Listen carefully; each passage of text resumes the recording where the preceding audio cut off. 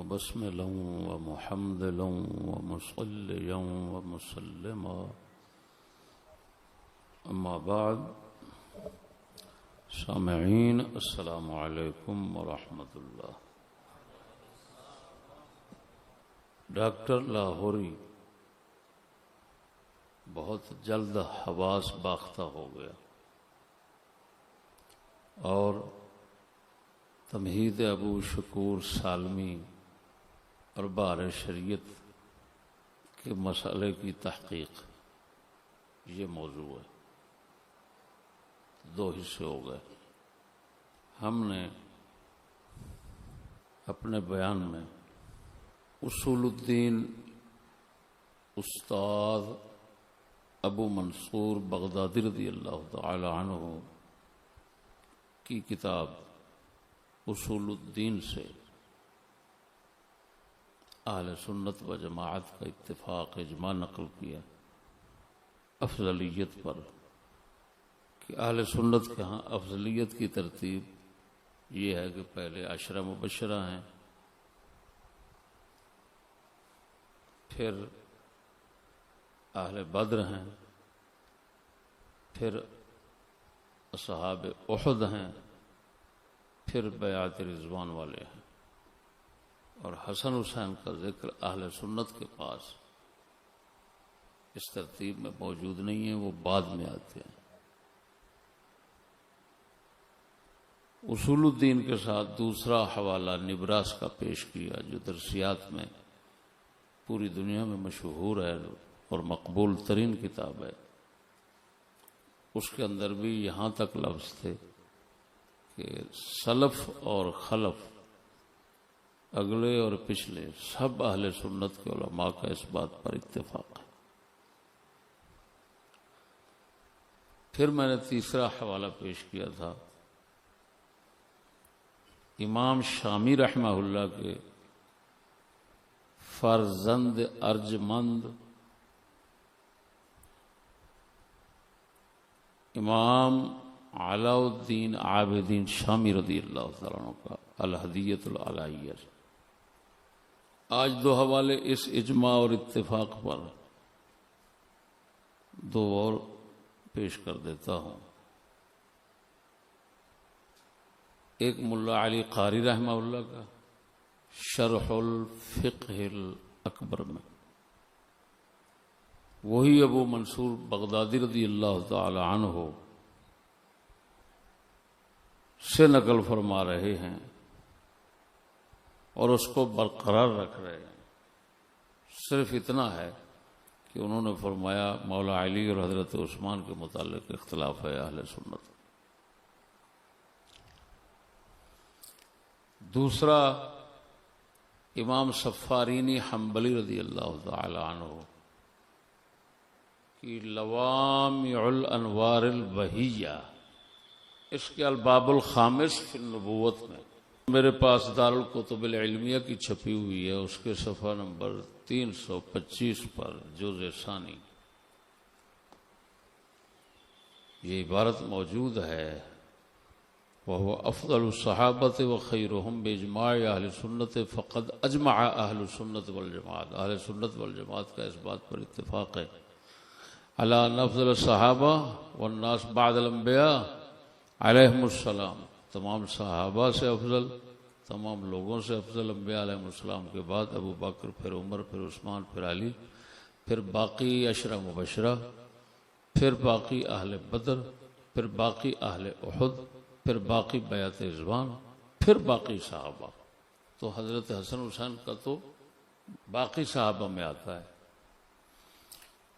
یہ اجماع جو نقل کر رہے ہیں، پہلے تھے 3، اب ہو گئے 5 علماء، 5 امام لوگ۔ وہ حواس باختہ بیچارہ ایسا ہو گیا کہ اس نے ایک نیٹ پر ایک تحریر بھیجی، اس کا وہ پورا مصدق ہے، اور سکوت فی معرض البیان بیانوں، یہ میں نے جو اصول الدین سے حوالہ پیش کیا، میں نے چند سطر پہلے کا دیا اور یہ جو افضلیت پر اجماع اتفاق میں نے نقل کیا ہے وہ چند سطر بعد میں ہے، اسی یعنی اصول الدین میں یہ موجود ہے۔ المسألۃ السادسہ من هذا الاصل فی بیان الافضل من الصحابہ، عبارت ہے اصحابنا مجمعون علی ان افضلهم الخلفاء الاربعہ ثم الستة الباقون بعدهم الى تمام العشرة وهم طلحة والزبير وسعد بن ابي وقاص وسعيد بن زيد بن عامر بن نفيل وعبد الرحمن بن عوف ابو عبيدة بن الجراح ثم البدريون ثم اصحاب احد ثم اهل بیعة الرضوان بالحدیبیہ۔ یہ عبارت صاف افضلیت کا باب بنایا ہوا فی بیان الافضل من الصحابہ۔ میں نے اس سے پہلے صفحہ اس کے اندر ہے طبقات کا ذکر، مراتب صحابہ کا، وہ ہے مراتب صحابہ کے رسول اکرم صلی اللہ علیہ وسلم سے روایت لینے اور آپ کی بات سننے کے لحاظ سے، وہ مراتب وہ ہیں۔ ان میں حسن حسین کو انہوں نے بعد میں رکھا کیونکہ یہ بچے تھے، تو آپ علیہ السلام کی آخری عمر شریف میں پیدا ہوئے۔ آخری عمر شریف میں آپ علیہ السلام سے چند روایتیں سنی اور وہ چند روایتیں آپ کے آگے روایت کی، ان سے زیادہ سماع ثابت نہیں۔ کیوں؟ کچھ عرصہ تو ویسے ہی 1.5-2 سال تو بچے کے ایسے گزرتے ہیں کہ وہ اس قابل ہی نہیں ہوتا کہ بات کسی کی نقل کر سکے یا محفوظ کر سکے۔ پھر بعد میں جب اس عمر شریف کو پہنچے کہ وہ روایت اور سماع کے قابل ہوئے تو وہ تھوڑا سا وقت تھا، آپ علیہ السلام تشریف لے گئے۔ تو بھائیوں، جو حوالہ میں نے پیش کیا تھا، پڑھا تھا اصول الدین سے، اس میں ٹھیک ہے روایت اور سماع کے لحاظ سے فضیلت کا ذکر تھا، تو فضیلت جزوی تو بن جائے گی۔ اس کا مطلب ہے کہ فتح مکہ والے حسنین کریمین سے روایت اور سماع کے لحاظ سے فضیلت رکھتے ہیں، کیونکہ فتح مکہ والے جو ہیں ان کا طبقہ بنتا ہے 14واں اور حسن حسین پاک کا بنتا ہے طبقہ 16واں۔ تو اس لحاظ سے تو جزوی فضیلت ثابت ہوتی ہے، پھر بھی تو بالکلیہ جو ہے وہ میرا حوالہ غلط نہ ہوا، لیکن اگرچہ وہ اگلے صفحے پر تھا تو یہ لوگ اتنا حواس باختہ ہو گئے کہ جو اگلے صفحے پر ہے افضلیت، اس کو اگر میں نے بیان نہیں کیا، نہیں کر سکا اور اس پر نظر نہیں پڑی تو تمہاری کیوں نہیں پڑی؟ تم تو پوری تحقیق میں بیٹھے ہوئے تھے، اگلے صفحہ کو کیوں تم نے چھوڑ دیا جس میں افضلیت کا ذکر ہے؟ اس کا مطلب یہ نکلا کہ تم جان بوجھ کر عقیدہ اہل سنت سے آنکھ بند کرنا چاہتے ہو اور عقیدہ رفض کو لوگوں کے سامنے رکھنا چاہتے ہو، ورنہ تم دیکھتے ایک صفحے سے میں پیش کر رہا ہوں اس میں فضیلت جزوی ہے اور جو اگلے ہے اس میں تو فضیلت کلی آ رہی ہے ان لوگوں کی جن کو اجماع میں بیان کیا گیا ہے، تو تم اور ان پر نظر ڈالتے اور کہتے کہ یار ہم سے غلطی ہو گئی۔ واقعتاً عقیدہ وہی ہے جو چشتی نے بیان کیا ہے، لیکن تم نے جان بوجھ کر تم نے یہ چھوڑا، تو تمہارے یا تو حواس باختہ تھے، دیکھ رہے اور سامنے پڑھ نہیں رہے، اور یا پھر یہ ہے کہ تمہارے اندر کے عقائد باختہ ہیں کہ دیکھتے ہو اور جان بوجھ کر لوگوں کے سامنے بیان کرنا گوارا نہیں کرتے۔ خیر میرے دوستو، اب آتے ہیں بہار شریعت اور تمہید کی طرف۔ بہار شریعت میں عقیدہ نمبر 5 بیان ہوا ہے، خلفائے اربع راشدین کے بعد بقیہ 10 مبشرہ و حضرات حسنین و اصحاب بدر. اب یہ درمیان میں جو لفظ بولے ہیں نا، وہ حضرات حسنین، جتنے اجماع نقل کرنے والے ہیں ان کے پاس نہیں ملتے. یہ جن 5 حضرات کی عبارتیں میں نے پڑھی ہیں ان میں درمیان میں یہ حسنین شریفین کا ذکر شریف نہیں ہے. یہ بار شریعت والوں نے ملایا ہے. عجیب بات یہ ہے کہ سبز پگڑی والے جو ہے نا، انہوں نے یہ بار شریعت حوالوں کے ساتھ چھاپی ہے. اس کو بولتے ہیں تخریج کے ساتھ چھاپی ہے. ان بیچاروں نے ایڑی چوٹی کا زور لگایا ہے کہ بار شریعت والے جو یہ بات کر رہے ہیں کوئی حوالہ ڈھونڈیں، ڈھونڈ کر تھک گئے. جو کچھ ملا الٹا ان کے خلاف ملا، اور وہ خلاف جو حوالے تھے وہی لکھ لیے. تخریج کا حق ادا کر دیا. بھئی تم صاف لکھ دو کہ یہ لفظ جو ہے وہ ہمیں کہیں نہیں ملا. لم نجد ہو، ہم نے اس کو نہیں پایا. تخریج والے ایسے ہی کہتے ہیں. جو حضرات حق ادا کرتے ہیں تخریج کا، جب حوالہ نہیں ملتا تو کہہ دیتے ہیں لم نجد ہو، لم اجد ہو، مجھے نہیں ملا. یہ وہ تم بھی کہہ دیتے یہ حوالہ مجھے نہیں ملا، ہمیں نہیں ملا. خدا جانے بہار شریعت کے روب سے، ان کے نام کی ہیبت سے وہ ایسا نہیں کہہ سکے. لیکن یہ علمی خیانت ہوتی ہے. جی، کسی کے روب کے سامنے صحیح بات بھی نہ کرنا، یہ علمی خیانت ہوتی ہے. ہم نے اعلیٰ حضرت کو یا کسی بھی بزرگ کو ایسا کرتے نہیں دیکھا. وہ صاف کہہ دیتے ہیں. ایک ہے لم یوجد، یہ بہت اونچے درجے کی بات ہوتی ہے. ایک ہے لم اجد، یہ کم از کم لم اجد تو کہہ دیتے، لم یوجد نہ کہتے. یہ تو کہہ دیتے نا. ایک ہے اس بات کا وجود ہی نہیں، چلو یہ تو بہت بڑی بات ہے. ایک ہے مجھے نہیں ملی، کم از کم مجھے نہیں ملی یہ تو کہہ دیتے نا. لیکن وہ بھی کہنا گوارا نہیں کیا. اب دوسرا حوالہ ڈاکٹر لاہوری کے پاس تمہید ابو شکور سالمی کا ہے. ان بیچاروں کو اتنا پتہ نہیں ہے کہ کون سی کتاب ہوتی ہے جو حوالہ دینے کے قابل ہوتی ہے، قابل اعتماد ہوتی ہے، اور کون سی کتاب ہوتی ہے وہ ضعیف کتابوں میں شمار ہوتی ہے اور قابل اعتماد ہے. جس کا مصنف لکھنے والا اس کے حالات صحیح معلوم نہ ہو وہ کتاب ضعیف ہو جاتی ہے. مجہول الحال بندہ ہو کتاب ضعیف ہو جاتی ہے. مثلا شرح عقود رسم المفتی امام شامی رحمہ اللہ نے لکھا ہے. قحطانی فقہ کی مشہور کتاب ہے، حنفی فقہ، جس کا نام جامع الرموز ہے، جس میں سب سے پہلے انگوٹھے چومنے کا مسئلہ بیان ہوا. تو علامہ شامی رحمہ اللہ صاحب فرماتے ہیں یہ ضعیف کتابوں میں سے ہے، اس سے فتویٰ دینا جائز نہیں. کیوں کہ قحطانی جو ہے نا وہ غیر معروف بندے ہیں.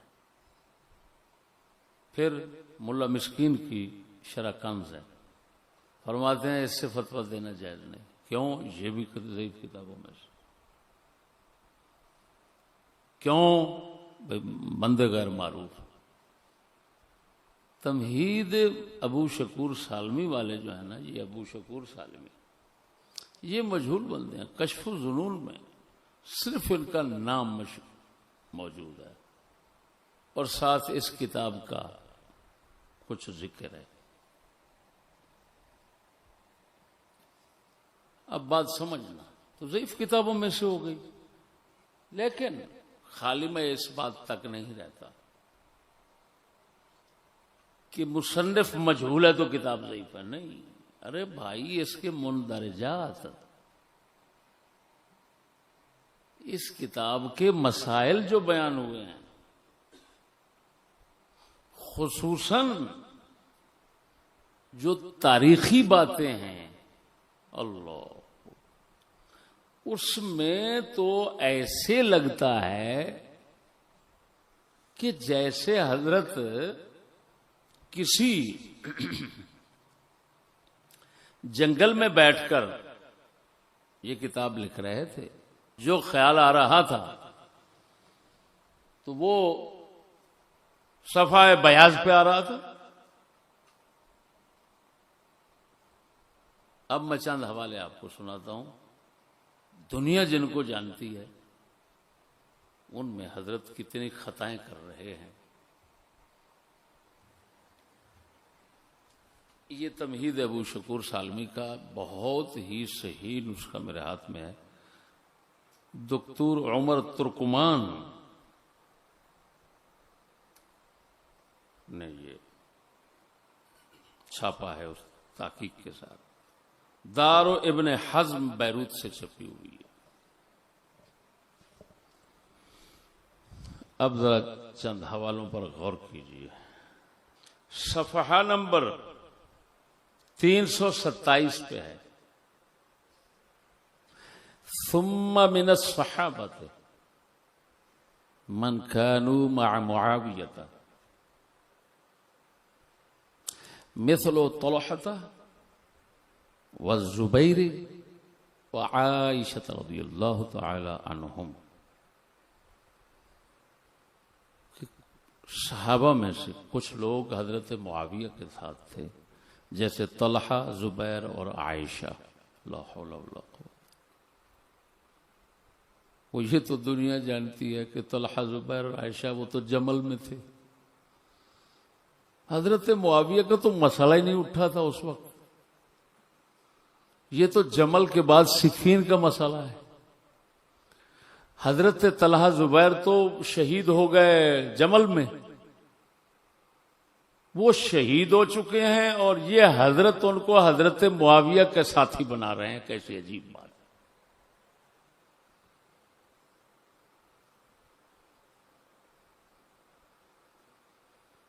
یہ تو تاریخ کے بچے بھی جانتے ہیں کہاں جمل، کہاں صفین، کہاں طلحہ زبیر، کہاں معاویہ. ان کا مسئلہ خود مستقل تھا. یہ نہیں تھا کہ طلحہ زبیر حضرت معاویہ کے پیچھے تھے. حضرت معاویہ کا مسئلہ الگ مستقل تھا. یہ نہیں تھا کہ یہ طلحہ زبیر کے پیچھے تھے.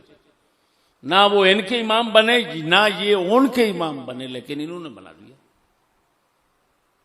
کن کو؟ معاویہ پاک کو. کن کا امام؟ طلحہ زبیر اور عائشہ پاک کا. کیسی عجیب بات ہے بھائی.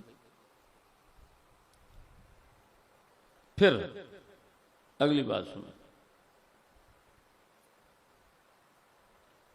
حضرت زبیر پاک کا جنازہ مولا علی پڑھا رہے ہیں. یہ لکھ رہے ہیں کیوں؟ وہ شہید ہو گئے. حضرت معاویہ کی فوج سے نکل کر جا رہے تھے تو شہید ہو گئے. حضرت معاویہ کی فوج سے نکل کر جا رہے تھے تو شہید ہو گئے. تو مولا علی نے جنازہ ان کا پڑھا دیا. لا حول ولا قوت.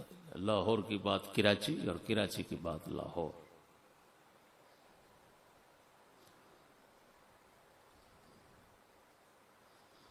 پھر ثم عائشہ كانت في عسكر معاویہ ولكن ما خرجت بغیہ وانما خرجت طلبا للمصالحہ. اما عائشہ جو ہے یہ معاویہ کی فوج میں تھی، لیکن بغاوت کی نیت سے نہیں نکلی تھی، مصالحت کی نیت سے نکلی تھی. آگے پھر پتہ نہیں کیا کیا. جب حضرت نے پہلا مقدمہ ہی غلط بنا لیا تو آگے اس پر جتنے مرتب کرنے تھے اور جتنی تعمیر کرنی تھی تعمیر کرتے جا رہے ہیں. خیر، اور سنو، وہ صفحہ مک گیا. ختم ہو گیا. پھر آپ فرماتے ہیں وَلَوْ كَانَ اسْتَخْلَفَهُ لكان الله يحتاج الى البيعه ثم بيعه الصحابه والمسلمين لم يتفق على يزيد مثل عبد الله بن زبير ومحمد بن حنفيه والحسين بن علي رضي الله تعالى وكثير من اهل البيعه لم يتفقوا عليه. یزید کے بارے میں فرماتے ہیں کہ ان کی یزید کی بیعت پر اتفاق نہ ہو سکا صحابہ اور مسلمانوں کا، جیسے عبداللہ بن زبیر، محمد بن حنفیہ اور حسین بن علی. لا حول ولا قوة. بھئی یہ تو سارا زمانہ شیعہ سنیوں کے پاس سب کے پاس اتفاقی بات ہے. محمد بن حنفیہ نے بیعت کی اور امام حسین کو روکتے تھے، حضرت نے کہہ دیا، انہوں نے بھی بیعت کی. خیر، اگرچہ یہ اور بات ہے کہ اس میں وہ باتیں بھی لکھی ہیں جو ڈاکٹر کی جماعت کے لیے موت ہیں، جن سے یہ ابو شکور سالمی یزیدی تو پکے بنتے ہیں. کیوں؟ وَكَذَلِكَ قَاتِلُهُ لَا يُكَفَّرُ مِنْ غَيْرِ اسْتِحْلَالٍ. امام حسین کا قاتل اگر ان کے قتل کو گناہ سمجھتا تھا، جائز نہیں سمجھتا تھا، لیکن اپنی کسی ضرورت کی وجہ سے قتل کر دیا تو اس کو کافر نہیں کہہ سکتے. ہو تمہارا تو بیڑا غرق ہو گیا، شرم نہیں آتی اس کا حوالہ دیتے ہوئے.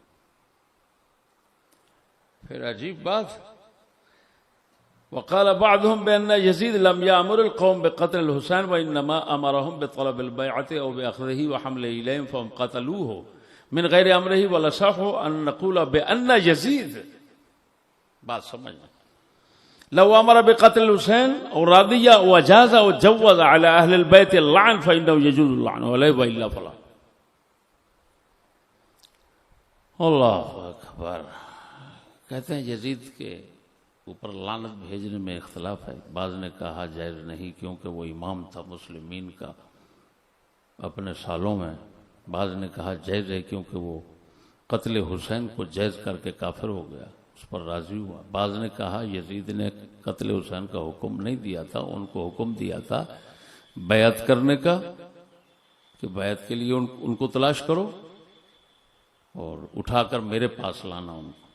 انہوں نے بغیر حکم کے قتل کر دیا یزید کے امر کے بغیر. تو اصح یہ ہے، صحیح ترین بات یہ ہے کہ ہم یہ کہیں کہ یزید نے اگر قتل حسین کا حکم دیا یا راضی ہوا یا اجازت دی یا جائز قرار دیا اہل بیت پر لعنت کو، تو پھر لعنت کریں. وہ تمہارا تو بیڑا غرق ہو گیا. پھر اصح وہ کہتے ہیں صحیح یہی ہے، یہ کہو کہ اگر اس نے حکم کیا قتل کا، راضی ہوا فلان، تو پھر اس کا مطلب ہے وہ نہیں سمجھتے کہ وہ، اور آخر میں پھر کہتے ہیں کہ بھئی وہ حلال نہیں سمجھتا تھا تو کافر نہیں ہے. سمجھ نہیں آ رہی؟ تو اس کا مطلب ہے جو اس کتاب میں لکھا ہے وہ بھی تمہارے خلاف ہے. لیکن اس کتاب کا حال ہم نے آپ کے سامنے ظاہر کر دیا. جو اس کا حوالہ ہے وہ بھی آپ کو سناتا ہوں اور اس پر جو خرابیاں مرتب ہوتی ہیں وہ آپ کو بتاتا ہے. ڈاکٹر نے جو حوالہ اس کا پیش کیا وہ آپ کو بتاتا ہے وہ کیا حوالہ ہے. یہاں ہے فنقول بأن ابا بکر افضل الصحابہ ثم عمر ثم عثمان ثم علی ثم بعد هؤلاء الاربع كان افضل الناس اہل البیت. کہتا ہے ہم یہ کہتے ہیں کہ ابو بکر افضل صحابہ ہے، پھر عثمان، پھر علی، پھر عمر، پھر عثمان، پھر علی، پھر ان چار کے بعد افضل اہل بیت ہے. اب اہل بیت بنا دیا اور آگے وضاحت کر دی وہم اہل بیت رسول اللہ صلی اللہ علیہ وسلم. جو حضور کے اہل بیت ہیں وہ افضل ہے. تو حضرت ڈاکٹر یہ توجہ نہیں کی کہ تمہارے حوالے سے کیا بربادی آ رہی ہے. یہاں پر تو ہے 4 خلیفوں کے بعد اہل بیت کا، تو لازم آئے گا کہ قیامت تک جتنے سید ہیں اہل بیت ہیں وہ سارے کے سارے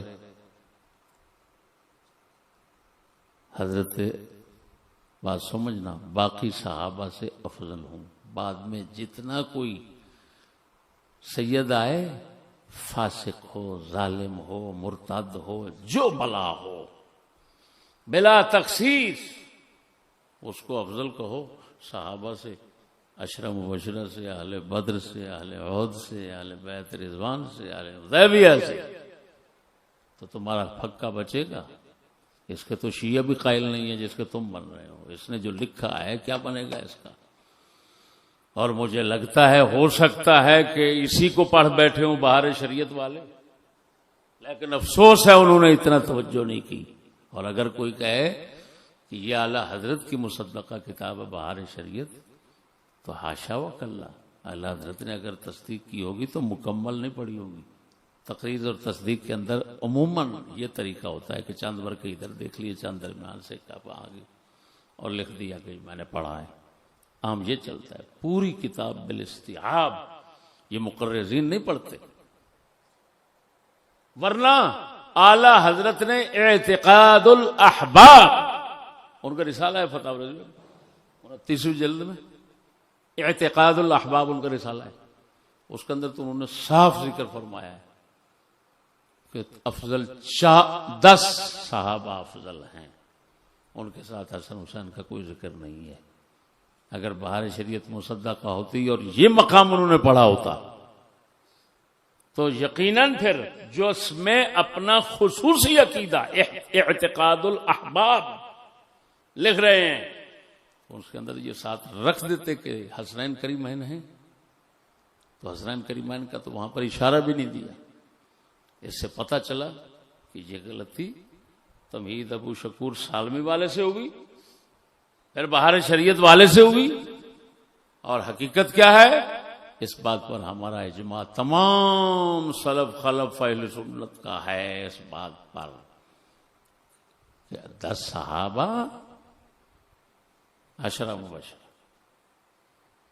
ان میں سے 4 خلیفہ افضل، پھر وہ، پھر اہل بدر، پھر اہل احد، پھر اہل بیت رضوان. یہ ہے.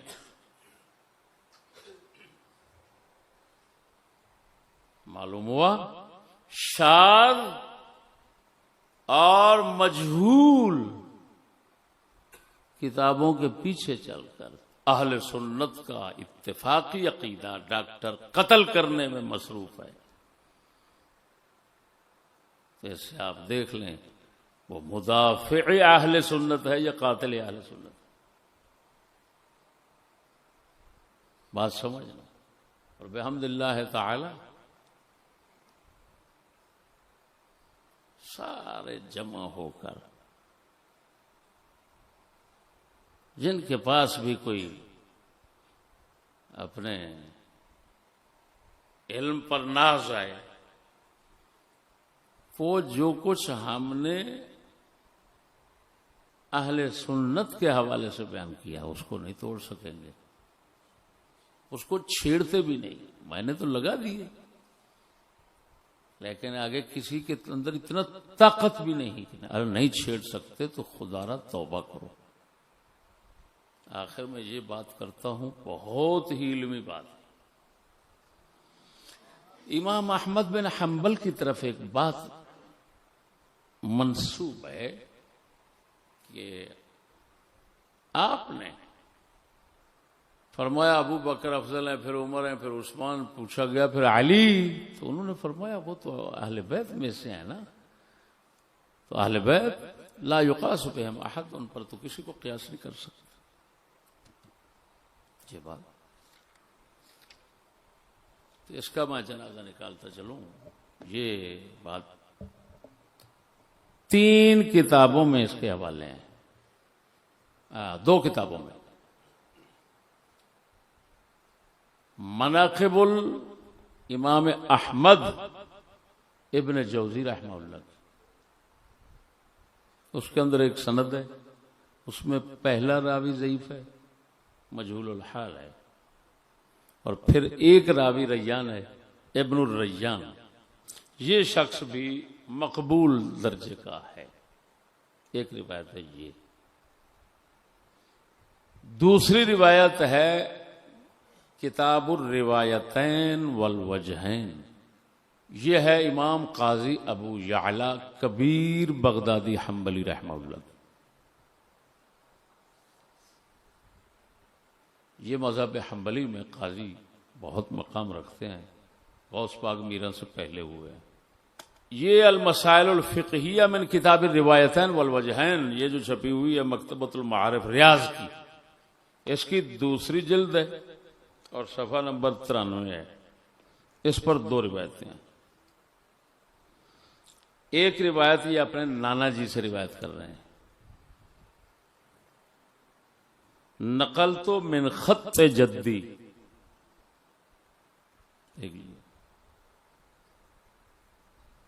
دوسری ہے ابن ابی مسلم فارازی، وہ محمد بن یحییٰ سولی، وہ آگے یہ روایت۔ یہ جو پہلی روایت ہے اس کے اندر جو ان کے نانا جی تھے ان کے متعلق لکھا ہے لم یکن بالقوی، وہ قوی نہیں تھے، پورے قوی نہیں تھے، پورے قوی نہیں تھے۔ نیچے والی روایت میں محمد بن یحییٰ سولی ہیں، وہ مقبول درجے کے راوی ہیں۔ سب روایتوں کی سندوں کو ملاؤ تو حسن لغیرہ ہی کے درجے کو پہنچتی ہیں۔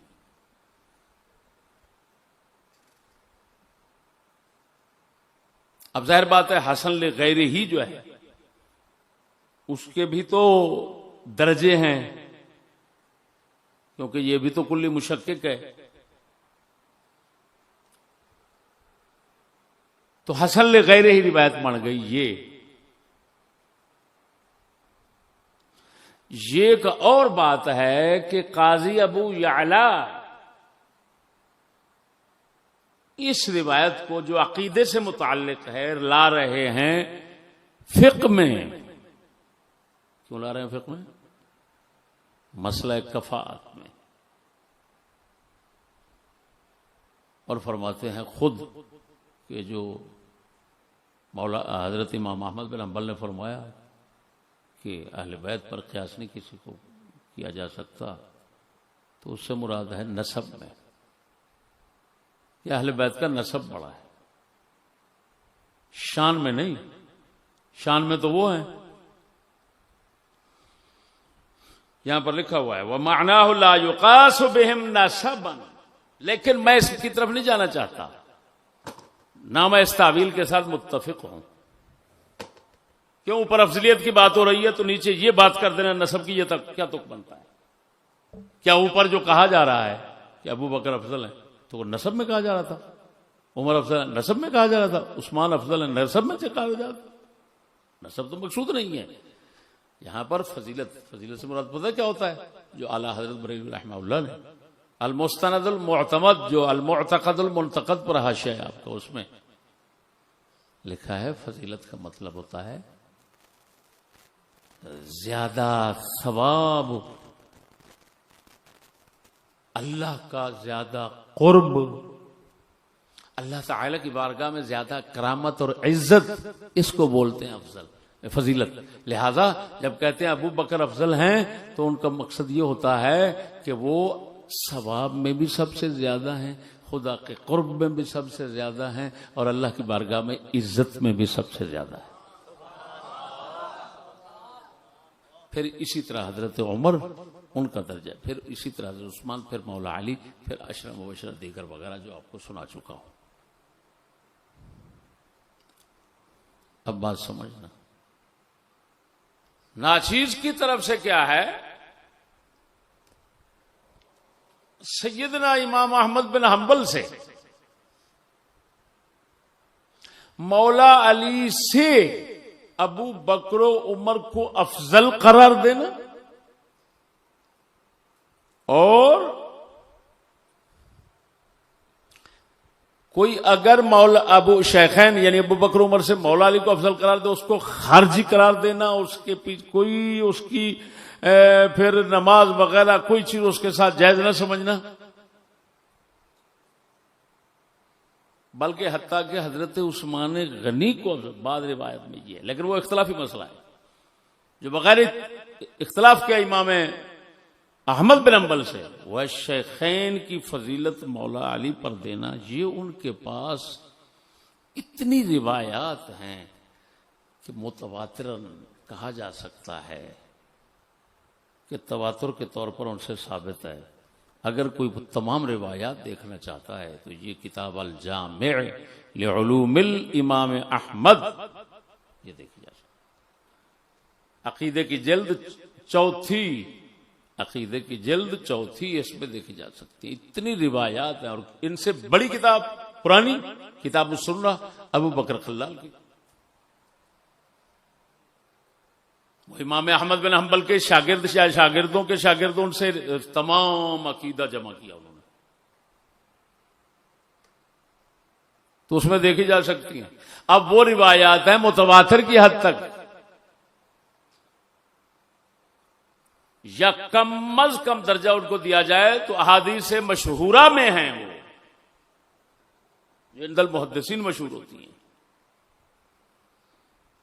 یہ روایتیں حسن لغیر ہی جتنے طرق ملائے جائیں تینوں، اور یہ قانون ہے اصول حدیث کا کہ اگر ایک روایت حسن لغیر ہی ہو یا حسن لذات ہی ہو،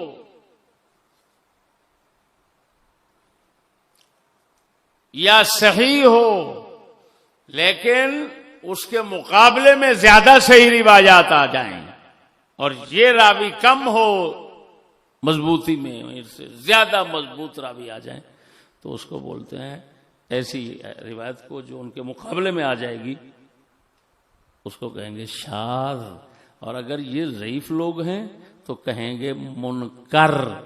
تو اب جو شاذ اور منکر ہوتی ہے وہ مردود ہوتی ہے، ہر صورت مردود ہوتی ہے۔ لہذا امام احمد بن حنبل سے یہ واقعہ کوئی بیان نہیں کر سکتا، کیوں کہ ان سے جو متواترات مشہورات روایات ہیں ان کے مقابلے میں آ رہی ہے، راوی ضعیف ہیں ان کے مقابلے میں یہ، لہذا یا شاذ کہو گے یا منکر کہو گے، اور شاذ بھی مردود منکر بھی مردود، تو جو ایسی روایات پیش کرے اس کو منہ کی کھانی پڑے گی، ذلیل خوار ہونا پڑے گا۔ کن لوگوں کے سامنے؟ اہل علم کے سامنے۔ اگر فتو میں بیٹھا ہے تو پھر امام ہے وہ، پھر تو اس کا کوئی جواب نہیں ہوگا۔ اسی وجہ سے ظہور حیزی نے اس کو چھیڑا، ہم نے چڑھائی کی، اس نے مولا علی سے ایک روایت پیش کی، وہ ابن عساکر میں ہے اسی طرح کی، وہ اس میں تو وضاع کذاب راوی ہے، من گھڑت بنانے والا۔ اور یہ روایت جو امام صاحب کے امام احمد کے قول کی ہے، اس کا حال آپ نے دیکھا تو معلوم ہوا امام صاحب سے یہ روایت بیان کرنا، آگے چلانا اور اس کو دلیل کے طور پر چلانا، خصوصاً مذہب اور عقیدہ اہل سنت میں، اور پھر وہ امام احمد بن حنبل کی طرف منسوب کر، سوائے ظلم کے اور کچھ نہیں۔ معلوم ہوا بحمد اللہ تعالی جو ہم نے پیش کیا وہی حق، صواب اور درست عقیدہ اہل سنت، وہی ترتیب۔ باقی حسن حسین پاک اپنی شان کے لحاظ سے جو ہیں لیکن ان صحابہ کے مقابلے میں ان کو نہیں رکھ سکتے، ان کے ساتھ شریک نہیں کر سکتے، نہ عشرہ مبشرہ میں داخل ہیں، نہ اہل بدر میں داخل ہیں، نہ اہل احد میں داخل ہیں، نہ اہل بیعت رضوان میں داخل ہیں۔ انہیں وقت شریف بھی نہیں پایا۔ ثم باقی صحابہ، میں شرطیہ کہہ رہا ہوں، چیلنج کرتا ہوں مترفضہ زمانہ کو چیلنج کرتا ہوں، اگر یہ میں جو کچھ کہہ رہا ہوں اگر اس کا تم توڑ کر دو میں توبہ کر لوں گا، بات ختم ہو۔ اللہ تعالی ہدایت کی توفیق عطا